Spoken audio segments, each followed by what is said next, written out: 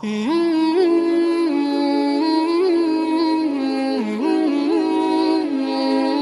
নিয়মগুলো করে আসতেছি আমরা, যে বাঙালি হিসেবে আমরা নিজেদেরকে পরিচয় দিই, মূলত এখানে শিল্প সংস্কৃতির মধ্যে হচ্ছে এইগুলোই।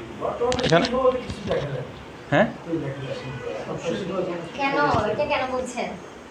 শিল্প, এই যে আমি বললাম বোতল কেটে বিভিন্ন রকমের জিনিস বানাবেন, এটা তো আপনার একটা শিল্প। এটা শিল্প না? খেলনা জিনিস দিয়ে আপনি জিনিস বানাচ্ছেন, এটা আপনার শিল্প। হ্যাঁ, এগুলো আসতেছে তো, এগুলো আবার শুরু করতেছে এটার জন্য। তুলা দিয়ে বিভিন্ন রকম বানাচ্ছে না? একসময় ছিল, একসময় হারিয়ে গেছে, আবার একসময় আসতেছে। হ্যাঁ, এগুলো এখন আসতেছে আবার। সংস্কৃতি নিয়ে আমি একটু বলি। সংস্কৃতিটা আপনার ফ্যামিলি থেকে শিখে আসবে, তাই না? আপনি কেমন শিক্ষা দিচ্ছেন? আপনার বাচ্চা যে জন্ম হওয়ার পরে সে কখন জানতে পারলো সে মুসলিম? তার বুঝ হওয়ার পরে কিরে মা বাবা নামাজ পড়ছে, আরবি সম্পর্কে পড়ছে, এগুলো তাহলে সে এখান থেকে, এটা আপনার ওর সংস্কৃতি না? ওখান থেকে শিখে আসেনি? আপনি কি এটা বাদ দিতে পারবেন কোনোদিন? আমি কি বুঝাতে পারছি? এক কথায় বলতে গেলে সংস্কৃতি আপনার পরিবার, আপনার দেশের, আমার দেশের সংস্কৃতি কি? আমরা মাছে ভাতে বাঙালি, ওই ডাক্তারের কাছে গেলে বলছে এটা খাবেন না, এটা খাবেন, এটা সব কিছু আমরা মেনে চলতে পারি? আমাকে বলছে 2টা করে রুটি খেতে, আমি সকালবেলা রুটি খেলে আমার হয় না, আমার সকালে 2টা করে ভাত খেতে হয়, তো তাহলে 1 কাপ করে খাবেন। আর কি করা, এটা আর কি। আমি তো আমি কষ্ট করি, সবাইকে কষ্ট করি, যত বড় ডাক্তার হোক আর যাই হোক, প্রত্যেকে তার থেকে এরকম প্রত্যেকটা জিনিসে তো কোথা থেকে আসছে? আসলে ছোটবেলা থেকে এটা করে আসছি, এখন এটা খাই মাঝে মধ্যে, শুক্রবারে ইয়া করি। এখন সংস্কৃতি আর মনে হয় না আপনাদেরকে আর বেশি বলা যায়, কারণ সংস্কৃতিটা হচ্ছে কৃষ্টি, কালচার, এগুলো সবগুলো আমাদের ইতিহাস বলেন, ওখান থেকে শিখে আসবো। বাংলাদেশের কালচার মানে আমি আমার ফ্যামিলি থেকে শিখে আসলাম, আমার পরিবারে ওই জিনিসটা করতো, আমার তো এটা করতে হবে। মাকে দেখছি এরকম করছে, তাহলে আমি আমার বাচ্চাকে এরকম শিখাবো। আমার মাকে দেখছি, বাচ্চা যদি কিছু শিখে তার থেকেও শিখবেন। ও কিছু শিখতে পারে না, কোনো কিছু করতে পারে না, তো ওর থেকেও শিখবেন। শিখার কোনো শেষ নেই, প্রত্যেকটা জিনিস থেকে শিখবেন। তারপর শিল্প, এই শিল্প আমাদের যেমন আমাদের গান নাচ গানে ভালো লাগে জোড়া। কুটির শিল্প আমাদের ছিল না আগে, কুটির শিল্প কিন্তু এখন হারিয়ে গেছে। হ্যাঁ, এখন কিন্তু আবার এগুলো আসতেছে। এগুলো মূলত শিল্পটা এখানে দেওয়া হয়েছে এটার জন্য।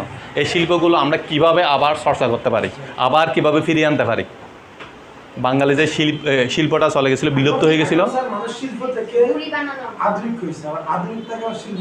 হ্যাঁ, এখন এই শিল্পটা আধুনিকের রূপান্তর করে আসতেছে। আগে মাটির হাঁড়ি দিয়ে রান্না করতো, মাটির হাঁড়ি বাদ দিছে, এখন আপনার অ্যালুমিনিয়ামের হাঁড়ি, এখন আবার মাটির হাঁড়িতে চলে আসছে। হ্যাঁ, কিন্তু আগেকার মাটির যে হাঁড়িগুলো ছিল, এখনকার হাঁড়িগুলোতে পার্থক্য আছে, দেখবেন। আছে, হ্যাঁ আছে।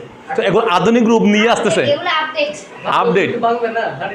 আরে ভাঙবে, কিন্তু আগে আপনি যদি দেখেন মাটির চুলা দেখেন আপনারা, মাটির চুলা আগে, এখনকার মাটির চুলা ইয়া হয়ে গেছে। হ্যাঁ, তো এটা মাটির না, কিন্তু আধুনিক রূপ এটা হচ্ছে এভাবেই। অর্থাৎ আগে শিল্পগুলো ফিরে আসবে, উচ্ছিষ্ট অংশ দিয়ে গ্যাস প্ল্যান্ট তৈরি করতেছে, ওগুলিকে আগে কখনো চিন্তা করছে, এখন না। যেমন আগে ছিল তো ম্যাডাম, দেখেন আগে যেমন গরুর গোবর, এটা দিয়ে গ্রাম অঞ্চলে আগে কি করা হতো, রান্না করা হতো, হয়তো কিনা গ্রামে যারা আছে তারা দেখবেন। কিন্তু এখন এটা দিয়ে কি তৈরি করা হচ্ছে, গ্যাস তৈরি করে আবার রান্না। তার মানে এটা আবার চলে আসতেছে শিল্প, মানে এটা আবার ফোনরে আসতেছে, কিন্তু কিভাবে? আধুনিক রূপ নিয়ে। হ্যাঁ, মানে আধুনিক রূপ নিয়ে আসতেছে, ফিরে আসতেছে, রিসাইকেলিং। আপনাকে জানতে হবে আর কি, মানে কেউ যদি এগুলো আবিষ্কার করতে পারে, শুধু আবিষ্কার করলে তো হবে না, এটা জানাতে হবে। এরপরে না, এটা বল এটা বাইরের কথা, এটা না। আমরা তো নিছি, আমি 3বার ট্রেনিং নিছি। ঠিক আছে, তো 3বার আমি গণিতের উপরে একবার নিছি, বিজ্ঞানের উপর। তো আমাদেরকে তো এগুলো কিছুই শিখায়নি, না। কেন শিখাবে? এখানে ইউটিউবে যেগুলো আছে সবগুলো সঠিক না। আপনি কি সব রকমের যে ব্যবহার আপনারা হবে স্কুলের ট্রেনিং হতে পারে। আপনি যখন টিচার আপনাকে খুব আচরণ করতে হবে, আপনি চাইলে এই সাথে এখন এই মুহূর্তে ঝগড়া লেগে যেতে পারবেন না। আপনি টিচারের আচরণের মধ্যে এটা পড়ে না, ঠিক আছে? টিচার কখনো ওরকম ইয়া হতে পারে না। কেন? বাচ্চাদেরকে শিখানো।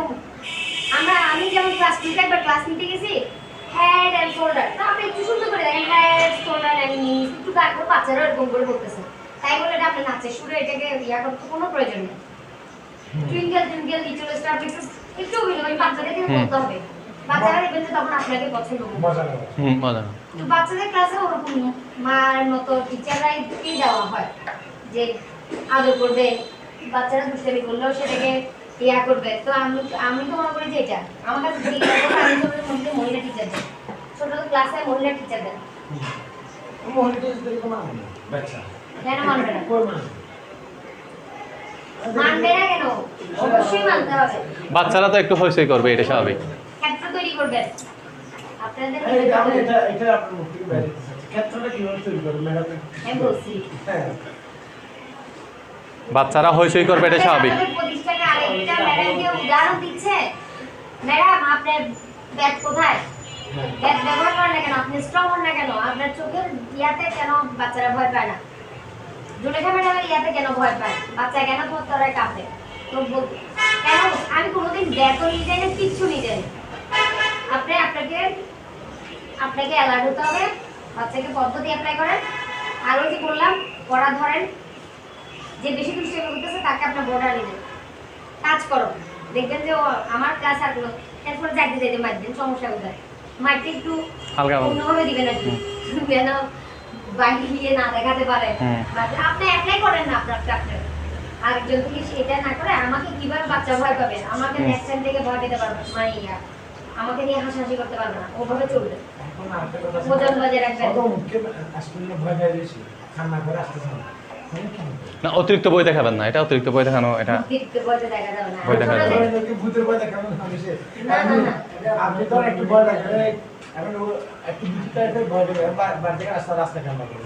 ছোট বাচ্চাদেরকে দেখা, ছোট বাচ্চা আমার ক্লাস 2 3 এতটুকু পর্যন্ত কোনো বাচ্চা দেখা যাবে না। ক্লাসে নিয়ে না তো আমি 7 8 9 নেই, নিচে ক্লাসগুলোতে আপনাকে ওভাবেই করতে হবে। 1 2 3 পর্যন্ত এভাবে মানে বই দেখানো যাবে না, না। এরপর আস্তে আস্তে গেলে আপনি বাড়াতে পারেন।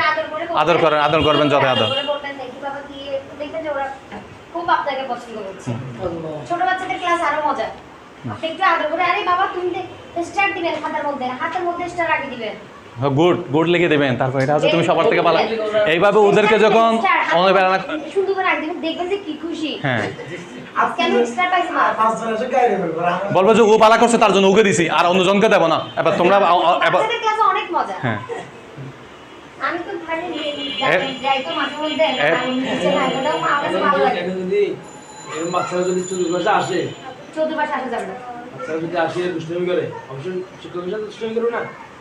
না এটা আমি অবশ্যই বরদাস্ত করি না।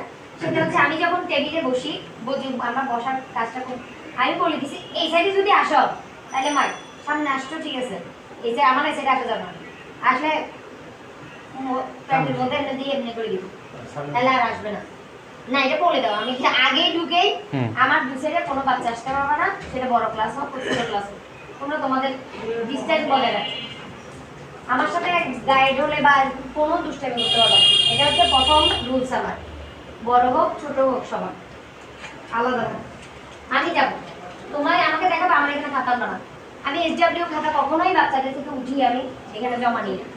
সবাই এসডব্লিউ খাতা সামনে রাখো, আমি নিজে গিয়ে ওখানে দেখে দেখে ইয়ে করি, তাহলে বাচ্চা বিশৃঙ্খল করার কোনো সুযোগ নেই।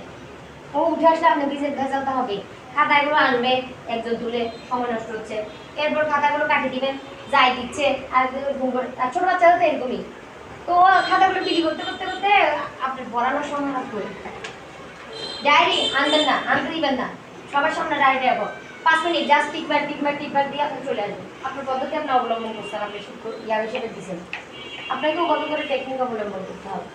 আমি এইভাবে করি, ঠিক আছে? প্রত্যেকটা স্টুডেন্ট দাঁড়াবে, আমি যাবো দাঁড়াবে, ওর ডায়েরি এই বেঞ্চে 3 জন বসছে, কোনো তিনজনের ডায়েরি এখানে রাখলো, আমি 3টা সাইন করছি, ওটা বসে গেছে, শেষ।